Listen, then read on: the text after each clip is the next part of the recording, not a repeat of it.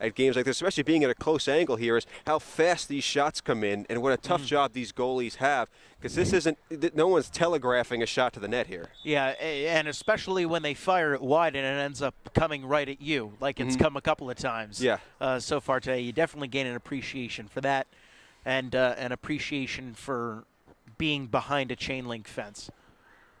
My goal is to gain a mental appreciation, not a physical appreciation, if you know what I mean. Well, they do say that the lacrosse ball is the hardest ball in sports just because of how dense it is. I can only imagine what it must feel like to take one of those off the shins. That's why they wear pads, Joe. Max Hall with it, gives it up to Fennelly. Each team has had an opportunity to take the lead here in the second quarter with the game even at 3, but neither team has been able to take advantage of it yet. Montclair Kimberly trying to be the first team to do so, trying to break this tie. Fusco already has 2 goals today, has it at the top spot, but gives it up. Montclair Kimberly passing it around, now Fusco with it again. Montclair Kimberly seems to be in no rush here. They are waiting patiently for their opportunity, subs coming in, subs coming out. Fusco with it again. Thinking about a shot, thinking about it, but good defense by St. Peter's Prep, as everything seems to come back to Fusco at the top spot. Thinking about a shot, firing one towards the net, but it goes wide as Fennelly, the senior from Upper Montclair, trying to find the twine there, but could not. Now another shot that hit the back of the net, it looked like. Montclair Kimberly will maintain possession as Joe Strain that time, trying to get it past Robert Carlino, but to no avail.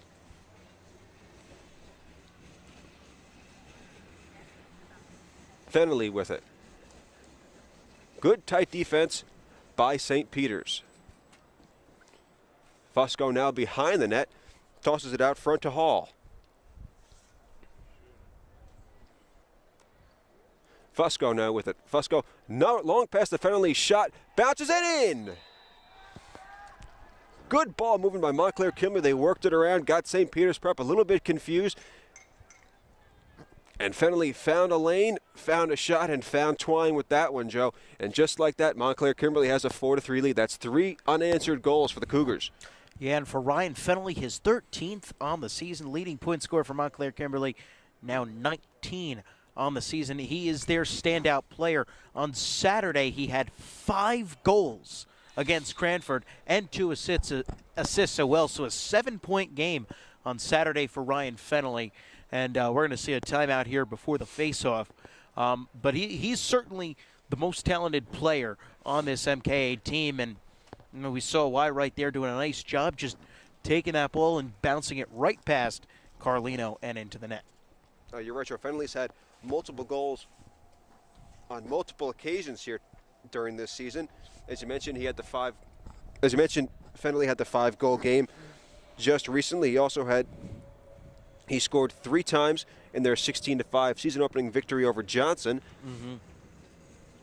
And Fennelly also had a couple of goals earlier in the season. Hold on, let me find the game.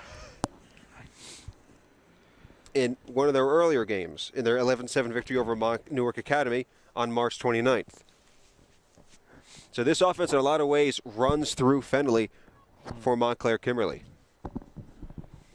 A timeout here for St. Peter's. That's where we have our stoppage right now.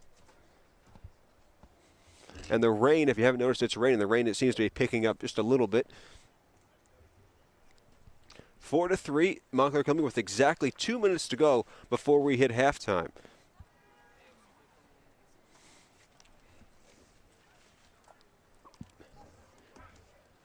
And the rain that's picking up is starting to affect us here. We are under cover in our spot in the field, but that doesn't keep the rain from finding its way in as it's doing right now. So we'll have a face-off at midfield coming out of this stoppage.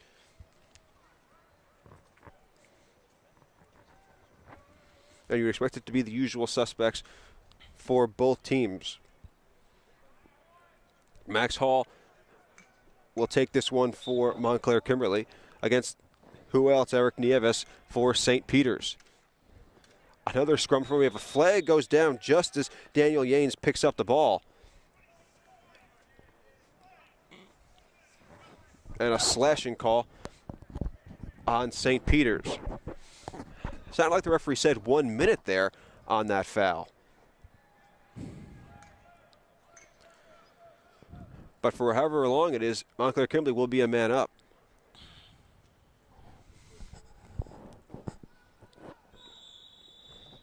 Cougars start out with it, and it's Yanes with it, the junior from West Orange.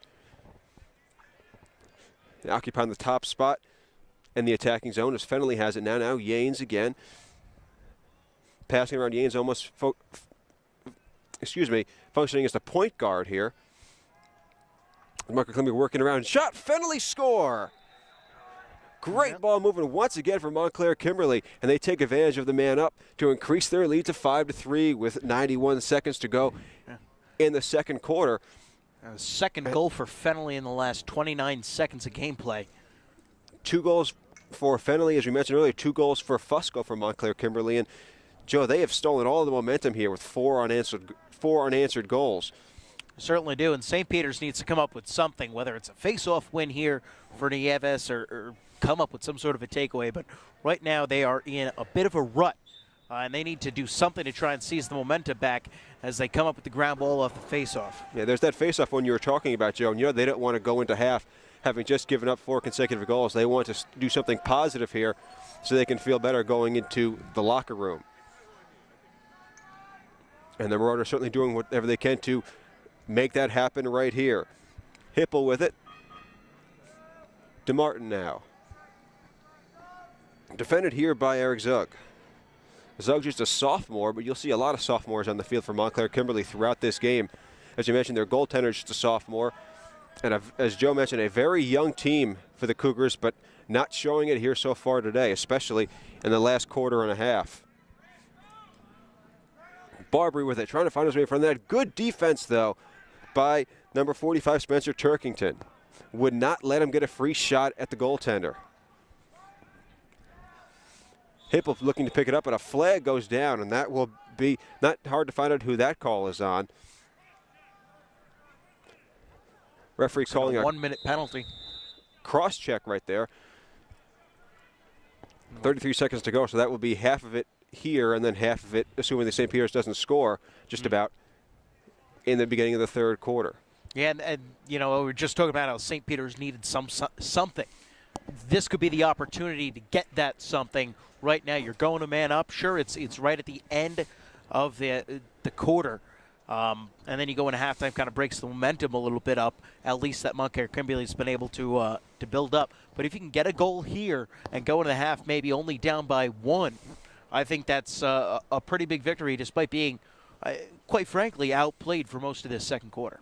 Absolutely. They'll either go into the locker room down by only 1, or they'll go into the locker room with an opportunity when they come out to make it a 1-goal game. They'll have a full minute opportunity here, split up between the half, with the half splitting the opportunity. And now St. Peter's with a timeout to try and set up their offense for this man-up opportunity. St. Peter's trailing Montclair Kimberly 5-3, as you mentioned, only 33 seconds to go in the half. St. Peter's jumped up early. They're up 3-1, an attack that included 2 goals by their main scorer, Christian Hennegren. But ever since then, it's been all Montclair Kimberly here. They have scored 4 unanswered goals, including 2 by Tommy Fusco and 2 by their main scorer, Ryan Fennelly. And they appear to be heading into the half with all the momentum until that penalty, that cross-check, put St. Peter's in the catbird seat, as they say. Hipple will start out with it. Referee blows his whistle, and that will start the clock as well as the opportunity. DeMartin trying to work his way in front of the goal, now passes it. A dropped ball, though, by Aiello. And then he looked like he was about to take a shot, but he just has to regain possession. Now they get it back to Aiello. Fires it. Great save, though, by Strain. And Rob Strain has been nothing if not spectacular during the second quarter for Montclair Kimberly. Now 10 seconds to go with St. Peter's trying to bring it up with a check. They lose it. Montclair Kimberly ends up with possession, and we get a whistle and a timeout for the Cougars with 7.7 seconds to go. And Joe, we've been talking about how this Montclair Kimberly offense has been functioning really well during the second quarter, but Rob Strain has played just as big of a part in their comeback in the second quarter as their offense has, because without him, this game might be tied anyway. He certainly has, and he's really put up the brick wall, so to speak. And quite frankly, I'm not even quite sure what that means, but he hasn't let anything in here in this second quarter. After giving up a couple of 3 goals there in that first quarter, he really looked like he was having some issues, but whatever that was, he seems to have figured it out here in the second quarter, and he's made a couple of very spectacular saves for this team to keep St. Peter's off the scoreboard while his offense has just gone to work. Absolutely, Joe. We were talking about in the first quarter how Carlino for St. Peter's was making some great saves, and now it's swung back the other way, and the advantage has gone to Rob Strain and the Cougars. Well, that's how it always seems to go, doesn't it? Absolutely. As we mentioned, 7.7 seconds left to go here in the first half. St. Peter's has a man up, and that opportunity will carry into the second half, into the first 27 seconds of the third quarter. But Montclair Kimberly with the ball after that timeout will just try and kill these last 7 seconds and go to the half with a 2-goal lead.